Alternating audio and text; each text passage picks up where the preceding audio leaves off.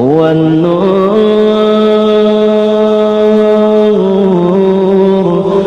يهدي الحائرين ضياؤه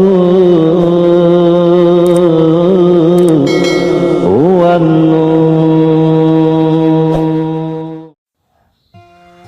Maka jikalau engkau ketahui akan Allah Ta'ala itu dengan sebenar-benar ma'rifat, kalau kita sudah tahu bahwa Allah melayani, menemani kepada kita,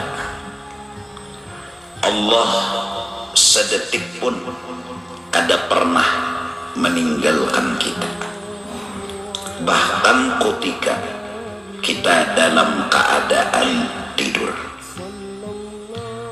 Allah berikan pertolongan karena Allah memandang kekasihnya. Allah memberikan pertolongan karena memandang kekasihnya, yaitu asal-asal segala sesuatu yang disebut dengan Nur Muhammad sallallahu alaihi wasallam. Tangan kita, batis kita, semua batang tubuh kita, bahkan roh kita, asalnya adalah Nur Nabi Muhammad. Maka Allah pun menggerakkan tangan itu, Allah pun menggerakkan kaki itu, Allah pun melihatkan mata, Allah pun mendengarkan telinga. Kenapa? Karena Allah sangat mencintai kekasihnya, ditulunginya selalu, dilayaninya selalu. Artinya kita semua harus sadar, tanpa Nabi Muhammad kita tidak akan diperhatikan oleh Allah. Ini kata-kata yang harus kita sadari sesadar-sadarnya, bahwa tanpa Nabi Muhammad hidup kita tidak akan mendapatkan berkah. Gerak tangan karena Rasulullah, gerak kaki karena Rasulullah, penglihatan mata karena Rasulullah. Maka dari karena itu, sholawat yang kita baca, satu, kita dukung Allah atas Allah mencintai kepada Rasulullah dengan menambah-nambah rahmat, kebesaran, keagungan, keistimewaan kepada beliau. Salli, teruskan ya Allah, kau tambahi ala Sayyidina Muhammad rahmatmu, kebesaranmu, keagunganmu kepada kekasihmu.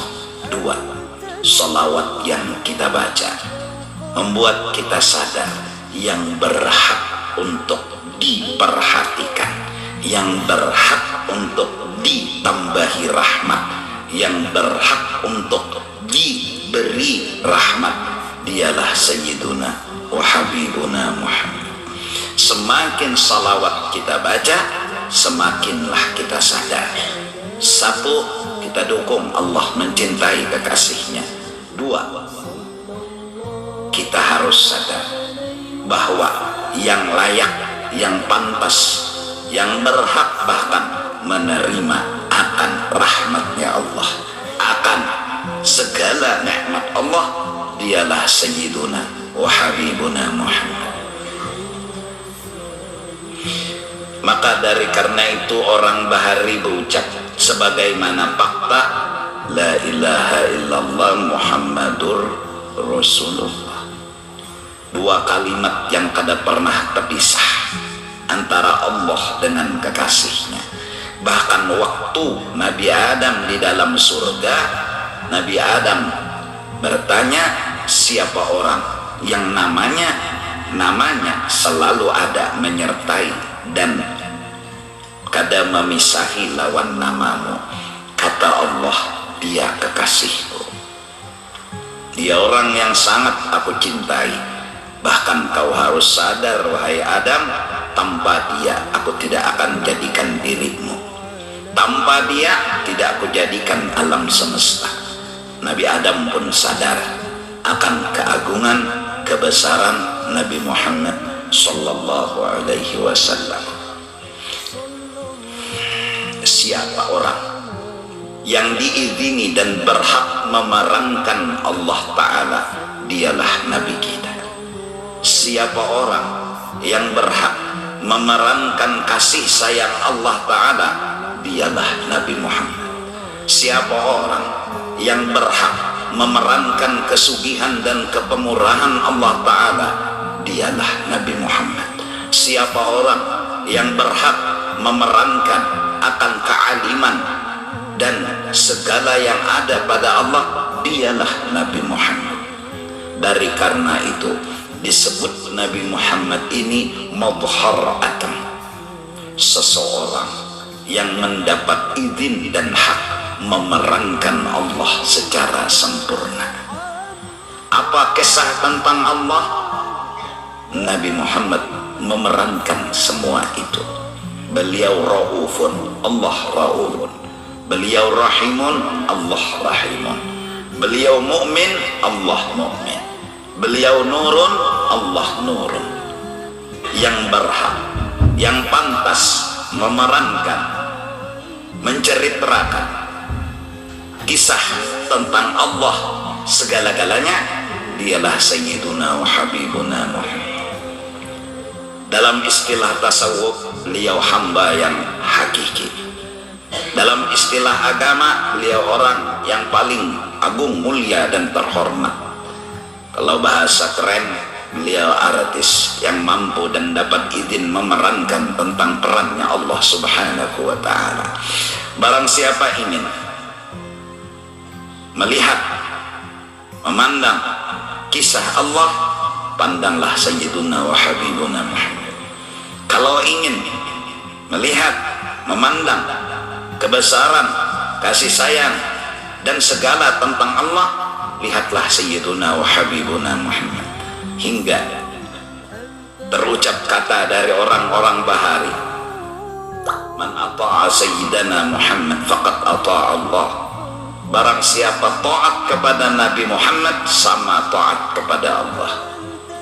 Wa man ahabba Sayyidana Muhammad faqad ahabba Allah.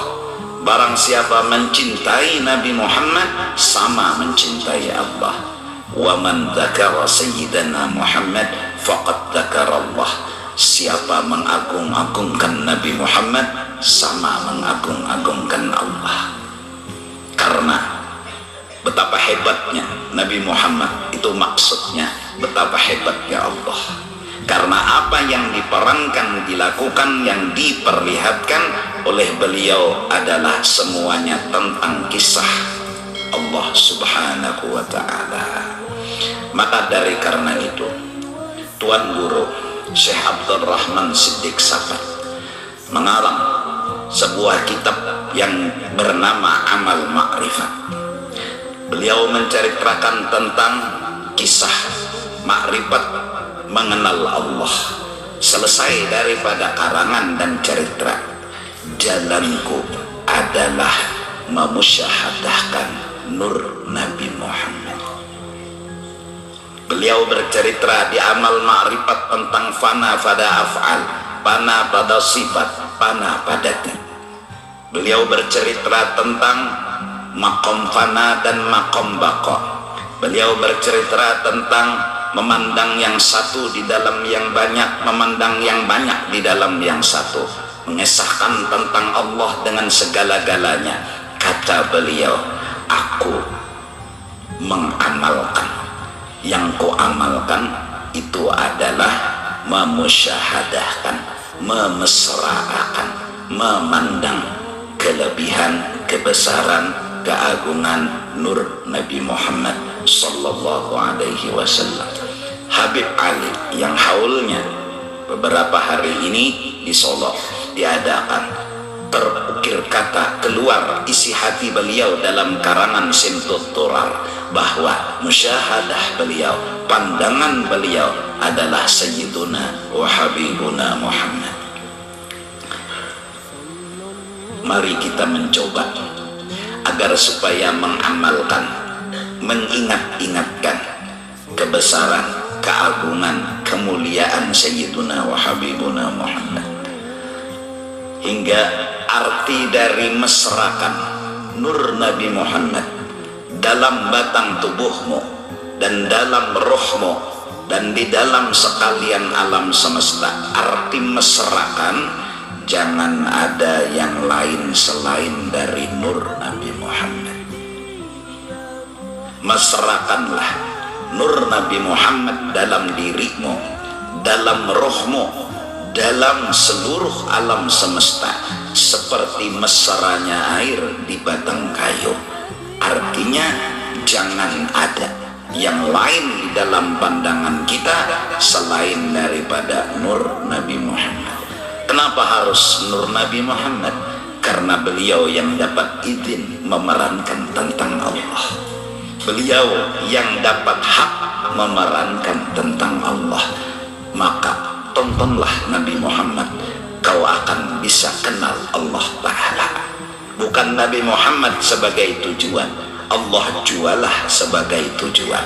Bukan Nabi Muhammad itu akhir dari perjalanan, tetap Allah yang menjadi akhir dari perjalanan. Akan tetapi tanpa Nabi Muhammad kita tidak akan bisa sampai ke ujung perjalanan. Maka dari karena itu, la ilaha illallah Muhammadun Rasulullah. Pandanglah Nabi Muhammad dengan pandangan hatimu. Kau kenal akan Tuhanmu, besarnya Tuhanmu, agungnya Tuhanmu. Karena yang diulah Tuhan, yang dikasih Tuhan kepada Nabi Muhammad itu ampun Tuhan, itu milik Tuhan, itu kisah tentang Tuhan, itu yang bisa kita lihat, itu yang kita bisa tonton. Sedangkan Allah, dat al-mukhalafatuhu ta'ala lil hawadis, dat yang tidak ada yang tahu kayak apa Allah kecuali Allah, yang tidak ada yang tahu kayak apa gerak Allah kecuali Allah. Dia rahasia yang gak bisa diungkap-ungkap. Maka rahasia itu kemudian dibuka, dibikin, diulah, dijadikan awal sesuatu, yaitu bahan baku alam semesta semuanya yang disebut dengan nur Nabi Muhammad sallallahu alaihi wasallam. Nah, inilah kenapa kita harus memandang, memesrakan nur Nabi Muhammad agar kita bisa mengenal Allah Subhanahu wa ta'ala. Pemantang hanya satu, jangan pernah merasa diri ini punya sesuatu. Itu aja. Jangan pernah merasa-rasa diri ini ada sesuatu. Alim, sugih, harap, hebat. Jangan pernah. Jangan pernah bergeretek minta dimuliakan, minta dihormati. Semua itu menandakan masih ada kukus-kukus diri, masih ada lagi ingoh-ingoh diri, masih ada lagi cerita diri. Harus kita memuji, menyanjung kepada orang, bukan kepada kita. Mengagungkan, membesarkan kepada orang, bukan kepada kita. Barang siapa memuji Rasulullah, orang yang paham akan dianggap memuji Allah Ta'ala. Karena memang Rasulullah itu punya kelebihan, semuanya milik Allah Subhanahu wa Ta'ala.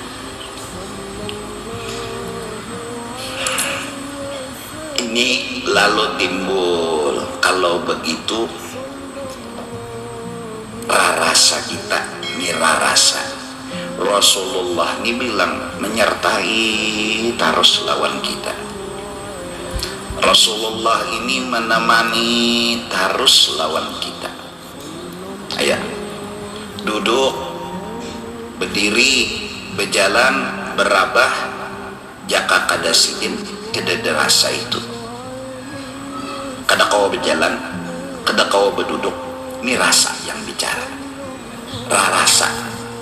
Rarasa ada, rarasa hadir, rarasa dekat, rarasa kada jauh.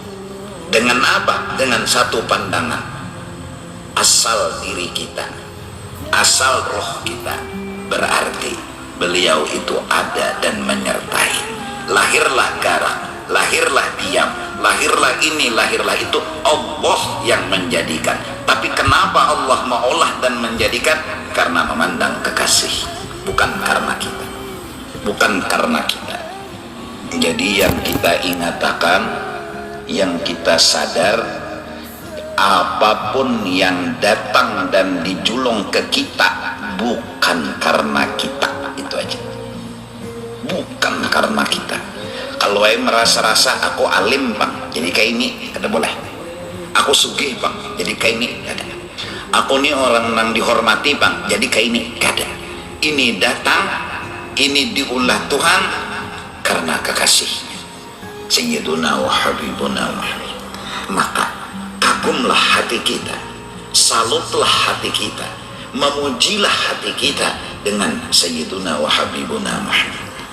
Bukan mencari-cari pujian buat diri, bukan mengusahakan pujian buat diri, tapi langsung memuji-muji kepada Rasulullah, menyanjung-nyanjung kepada Rasulullah, bahkan salut, kagum, cinta kepada beliau karena pandangan, karena sadar bahwa tanpa beliau tidak ada apa-apa.